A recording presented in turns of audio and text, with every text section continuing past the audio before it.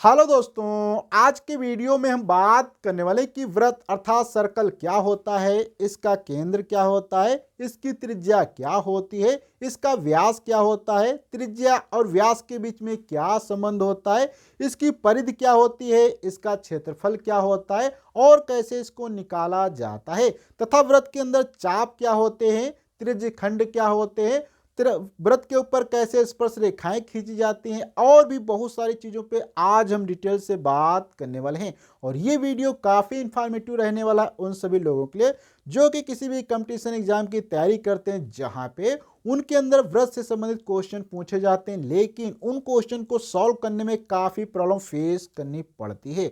और ये video class 10th वाले स्टूडेंट के लिए भी काफ़ी इंफॉर्मेटिव होने वाला है, क्योंकि यहाँ पे हम उन सभी कॉन्सेप्ट को भी कवर करने की कोशिश करेंगे जिस पे आधारित आपके एग्जाम के अंदर क्वेश्चन पूछे जाएंगे। तो मैं नरेश कुमार मौर्य और आप देख रहे हैं वीडियो हमारे channel A to Z science ज्ञान पे, जहां पे आपको ऐसे ही बहुत सारे इंफॉर्मेटिव वीडियो मिलते रहेंगे। तो बिना देर किए करते हैं आज का वीडियो स्टार्ट। तो यहाँ पे हम सबसे पहले समझते हैं कि व्रत क्या होता है, ये व्रत किस प्रकार से बनाया जाता है। देखो, जब भी आप अगर एक व्रत बनाना चाहते हैं तो व्रत बनाना बहुत आसान होता है। इसके लिए अगर आपके पास कोई प्रकार नहीं है तो आप क्या कर सकते हैं, मान लो आप क्या करते हैं, एक धागा लेते हैं। जैसे कि मान लो आपका ये धागा है, ठीक, तो यहाँ पे मान लिया आपने धागे को यहाँ से आपने फिक्स कर दिया। दूसरा पार्ट जो धागे का होगा उसको आपको क्या करना है, मान लिया इतना बड़ा आपका धागा है, तो यहाँ पे अगर आप पेन को इस प्रकार से धागे से बांध लेते हैं और धागे को टाइट करते हुए, धागे को मतलब क्या, हमेशा टाइट करते हुए अगर इस प्रकार से आप क्या करेंगे, यहाँ पे रोटेट करेंगे, तो यहाँ पे आप देखेंगे इस प्रकार से एक यहाँ पे आपको ऐसी यहाँ पे आकृति दिखाई देगी, जो कि यहाँ पे क्या होती है, इस प्रकार की आकृति बन जाती है। और इस प्रकार की आकृतियों को आपने काफी स्थान पर भी देखा होगा। जैसे कि मान लो आपने एक गाय को एक रस्सी से बांध दिया, तो यहाँ पे अगर आप खूंटे को गाड़ देते हैं और रस्सी से जब गाय को आप बांधेंगे तो देखेंगे ये जो गाय है कुछ दूरी तक घूमती रहेगी ऐसे, और धीरे धीरे यहाँ की जितनी भी घास होगी इन सभी क्षेत्र में खा लेगी। अगर इसी को थोड़ा ऊंचाई से देखा जाए तो आपको यहाँ पे इस प्रकार से एक व्रत दिखाई देगा। इसी प्रकार से अगर आप किसी गेंद को या किसी पत्थर को अगर धागे में बांधते हैं, उसको इस प्रकार से रोटेट करते हैं, तो यहाँ पे अगर दूर से देखा जाए तो यहाँ पे जो आपका गेंद इस प्रकार से रोटेट कर रहा था उसका पाथ जो होता है वो भी क्या एक प्रकार से सर्कल होता है। इसी प्रकार से आपने बहुत सारे ऐसे स्थान देखे होंगे, जैसे कि आपकी जो घड़ी की सुई होती है उसमें आप देखेंगे, तो जो घड़ी की सुई होती है उसमें आप देखेंगे जो रोटेट करती है वो भी क्या होती है, इसी प्रकार से एक सर्कुलर पाथ पर ही रोटेट करती है, अर्थात एक वृत्त पे रोटेट करती है। तो इस प्रकार के जितने आकार होते हैं उन्हें हम क्या कहते हैं, व्रत कहते हैं। अब यहाँ पे ये जो आपका मेन पॉइंट होता है, जितनी दूरी यहाँ से हर एक जगह बराबर हो, जैसे कि यहाँ से यहाँ तक की अगर आप दूरी देखेंगे या यहाँ से यहाँ तक आप दूरी देखेंगे, तो ये सभी दूरियां क्या होती हैं, बराबर होती हैं। तो ये जो पॉइंट होता है ओ, इस पॉइंट ओ को हम यहाँ पे क्या कहते हैं, केंद्र कहा जाता है। ठीक, तो ये सबसे पहला पॉइंट हो गया व्रत का केंद्र। इसके बाद यहाँ से यहाँ तक की ये जो दूरी होती है, ये दूरी, इसको हम क्या कहते हैं, आर कहा जाता है। आर का मतलब होता है व्रत की त्रिज्या, अर्थात ये क्या हो जाएगी, यहाँ पे इसकी क्या हो जाती है, त्रिज्या हो जाती है। त्रिज्या ये होती है कि जितनी दूरी पे ये जो इस प्रकार का पाथ बन रहा है इस केंद्र से, तो इस केंद्र और ये जो पाथ है इसके बीच की जो दूरी होती है ये क्या होती है, इसे त्रिज्या कहा जाता है। और ध्यान रखना है कि ये जो त्रिज्या होती है हमेशा बराबर होगी।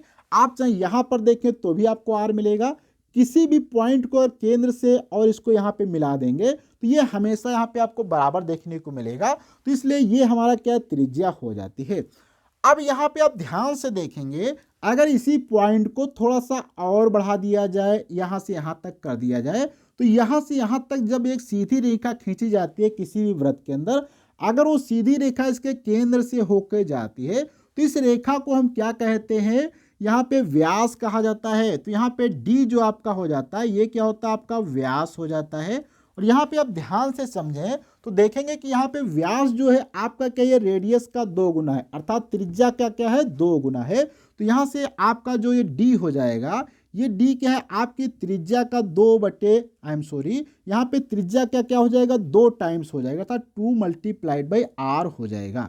तो इस प्रकार से यहाँ पे आप देख सकते हैं आपका व्यास जो यहाँ पे दिया गया है, ये व्यास को मैं फिर से एक बार लिख देता हूँ, आपका जो व्यास डी है और त्रिज्या, इनके बीच में संबंध होता है। आप चाहें तो इसको थोड़ा सा एडवांस लेवल पे ऐसे भी लिख सकते हैं, आर बराबर क्या होता है, D/2 होता है। यहां तक तो ये हमारी चीजें सब समझ में आ चुकी हैं।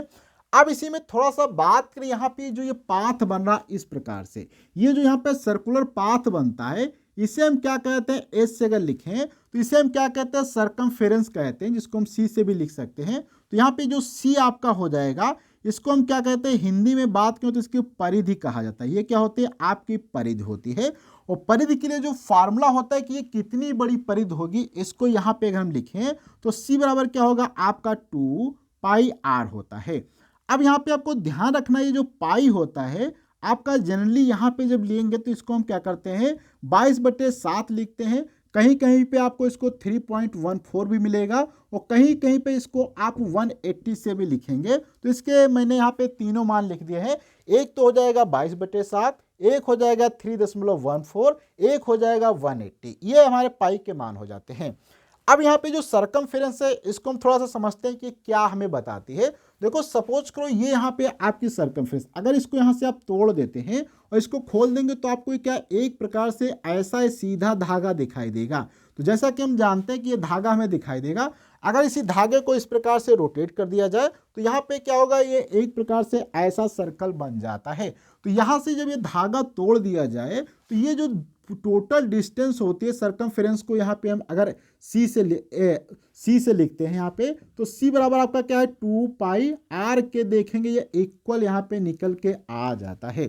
यहाँ तक तो चीजें हमारे समझ में आ जाती हैं कि इसकी परिधि क्या होती है। और अब इसके बाद थोड़ा सा बात करते हैं, अगर इसमें मान लो आपको पेंट करना है या इस पूरे भाग को यहाँ पे भरना है तो ये आपका क्या हो जाएगा, इसका क्षेत्रफल हो जाएगा। ये क्या हो जाएगा, क्षेत्रफल हो जाएगा एस। तो ये यहाँ पे एस की बात करें तो ये हमारा अगर यहाँ पे सपोज करो क्या इसका क्षेत्रफल है, तो यहाँ पे क्षेत्रफल के लिए जो फार्मूला होता है वो क्या होता है, जनरली πr² होता है। ये फार्मूला भी आपको याद रखना है। तो यहाँ पे अभी तक आपने देखा, आपको मैंने यहाँ पे टोटल 3 फार्मूले बता दिए हैं। सबसे पहला त्रिज्या और व्यास के बीच में संबंध, फिर इसके बाद यहाँ पे इसके सर्कमफेरेंस क्या होता है, परिधि क्या होती है, फिर इसके बाद यहाँ पे क्षेत्रफल क्या होता है, πr² होता है।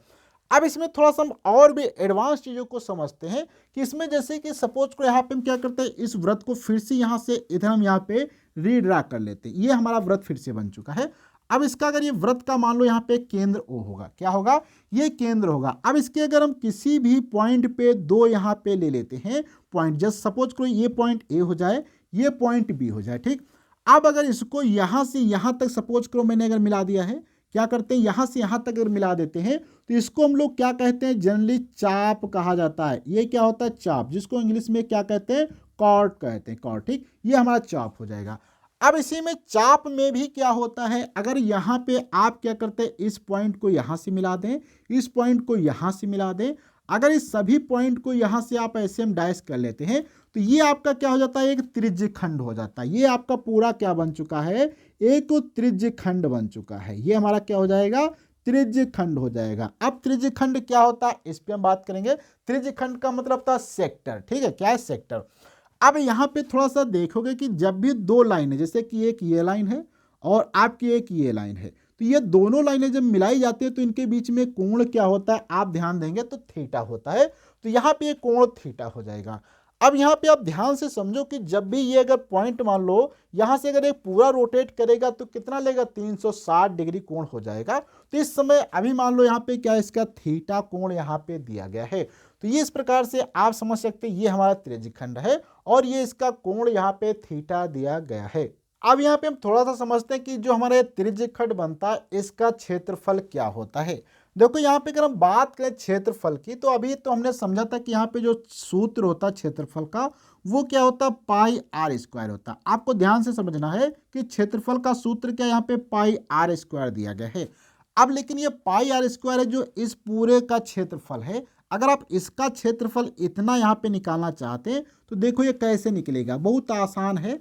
देखो ये पूरे का क्षेत्रफल यहाँ पे क्या था, जो है अगर बात किया जाए तो πr² है। तो यहाँ पे हम अगर इसको क्षेत्रफल को A1 लिखते हैं तो ये क्या हो जाएगा, आपका πr² हो जाएगा। लेकिन ये आप देखेंगे पूरे का क्षेत्रफल है, लेकिन यहाँ पे छोटा सा भाग है जो कि यहाँ पे थीटा कोण बनाता है। अगर आपको यहाँ पे थीटा कोण दिया गया हो तो आप कैसे निकालेंगे, देखो यहाँ पे आपको सबसे पहले क्या ऊपर थीटा लिखना पड़ता है, उसके बाद यहाँ पे 360 से आपको डिवाइड करना पड़ता है। अब ये क्या बताता है इस पे हम थोड़ी सी बात करते हैं। देखो ये जो अभी तक हमने यहाँ पे सूत्र पढ़ा है क्षेत्रफल का पाई आर स्क्वायर, ये एक्चुअल में इसी से आया हुआ है, क्योंकि यहाँ पे मान लो अगर आप पूरे वृत्त का क्षेत्रफल निकालेंगे तो यहाँ पे थीटा के जगह पे क्या हो जाएगा 360 हो जाएगा। 360 बटे 360 क्या हो जाएगा, कैंसिल आउट हो जाएगा, अर्थात यहाँ पे पाई आर स्क्वायर बन जाएगा। अर्थात यहाँ पे अगर आपको ये वाला फार्मूला याद है तो आप इसकी सहायता से आप किसी भी वृत्त का क्षेत्रफल निकाल सकते हैं, चाहे वो छोटा सा इतना पार्ट कट करके लिया जाए या बड़ा लिया जाए, क्योंकि यहाँ पे ये आपका स्टैंडर्ड फॉर्म है। इसी प्रकार से अगर यहाँ पे हम आपसे बात करते हैं कि ये जो यहाँ से यहाँ तक की लंबाई है, अगर आप इसकी लंबाई बताएंगे जिसको हम क्या कहते हैं चाप की लंबाई, ये यहाँ पे क्या, अगर इसको हम थोड़ा सा ऐसे डार्क कर देते हैं तो ये सपोज करो यहाँ से यहाँ तक ये क्या हो गया आपकी चाप की लंबाई हो जाए, जिसको यहाँ से हम चाप के लिए यहाँ पे क्या हम सी लिखते हैं 1।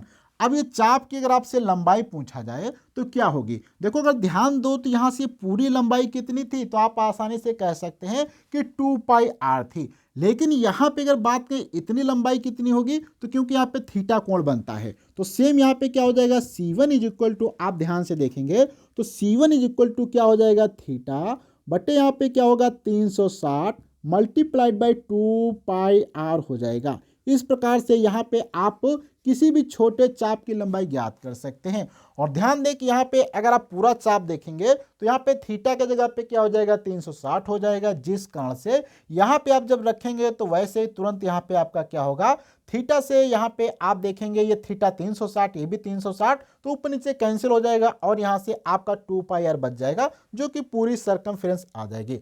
अब यहाँ तक तो हमने समझ लिया त्रिज्यखंड और त्रिज्यखंड का क्षेत्रफल। ये यहाँ पे जो A1 हमारा है इसको हम क्या कहते हैं, यहाँ पे त्रिज्यखंड कहा जाता है, ध्यान रखना है ये हमारा त्रिज्यखंड है। अब यहाँ पे चाप क्या होता है, अर्थात यहाँ पे त्रिज्यखंड तो हमने समझ लिया, अब इसमें हम थोड़ा सा समझते हैं कि वृत्तखंड क्या होता है।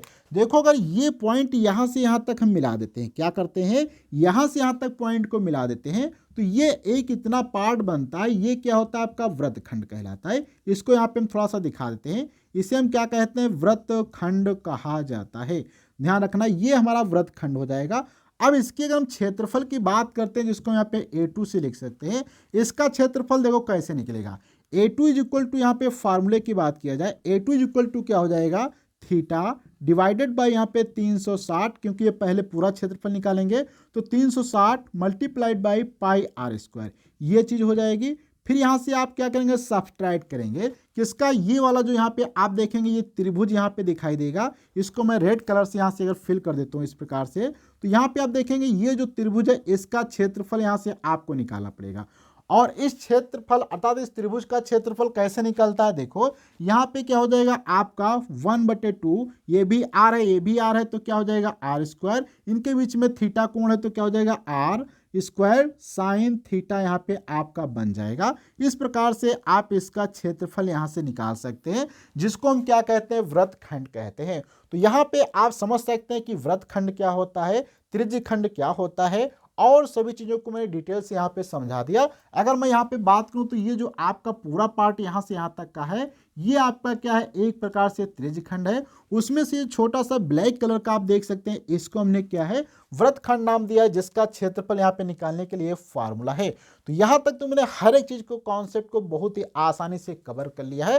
अब हम अगले वीडियो मिलेंगे तो देखेंगे जो क्लास 10th के मैथ के अंदर आपके PYQ पूछे गए हैं इस कॉन्सेप्ट के ऊपर, उस पर डिटेल से बात करेंगे तथा उनको सॉल्व करने की कोशिश करेंगे। तो जब तक के लिए धन्यवाद।